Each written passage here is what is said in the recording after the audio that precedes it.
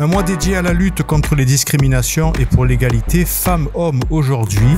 À la Chaudronnerie, à La Ciotat, il y avait Théâtre en quarantaine du collectif Géna, pièce de théâtre suivie d'un bord de scène avec l'artiste. Cette comédie de Faisal Oubada est interprétée par l'acteur Jean-Jérôme Esposito. On a rencontré cet après-midi.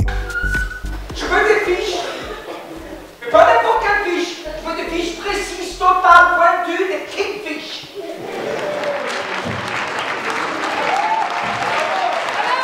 Donc, essayons d'agir ensemble. Plus on sera nombreux, et mieux on y arrivera. Et j'aimerais qu'on fasse un grand La Ciotat pour Jean-Jérôme Esposito, qui va bientôt rentrer sur scène.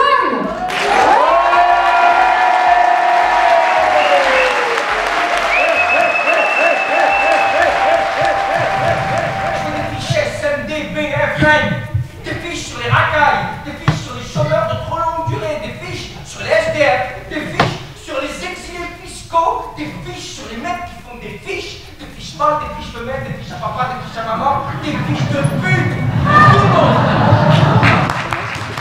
Bah écoute, en fait, ça fait quelques années maintenant que j'interviens dans des ateliers à La Ciotat avec Sophie Delage et Cécile Poujol dans un programme qui s'appelle Femmes à la barre.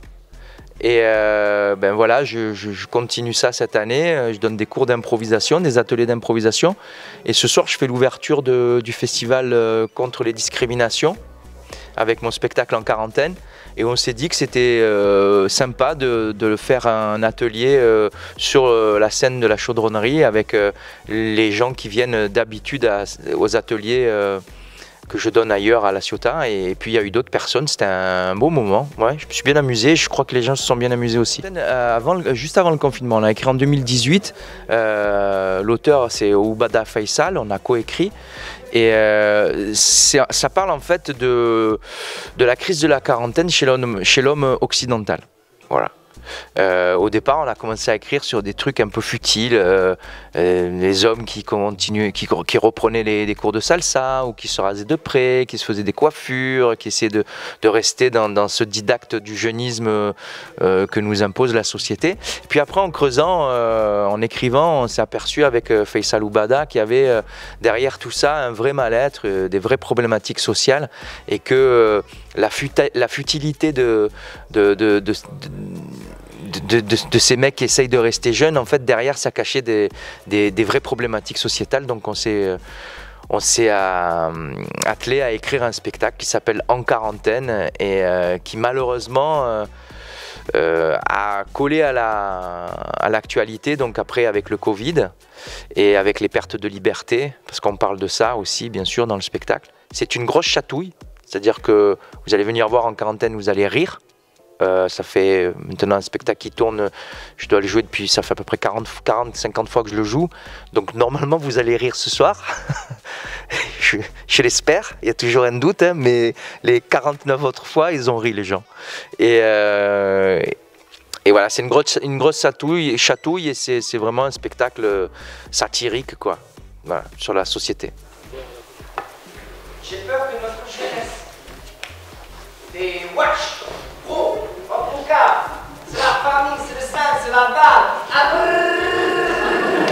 Ça va pas. 2023, vous allez pouvoir me voir demain soir sur France 2 dans un très beau téléfilm qui s'appelle Et doucement rallumer les étoiles, réalisé par Thierry Petit, avec une distribution magnifique sur un sujet très sérieux, très sensible, qui est le suicide chez les adolescents. Voilà. Donc dès demain soir, dès le 29 mars 2023, à 21h10, je crois, le film est diffusé. Regardez, mesdames et messieurs, Et doucement rallumer les étoiles. En plus, ça a été tourné juste à côté, à Cassis. Donc vous allez reconnaître les endroits, et c'est magnifiquement tourné. Les images sont sublimes.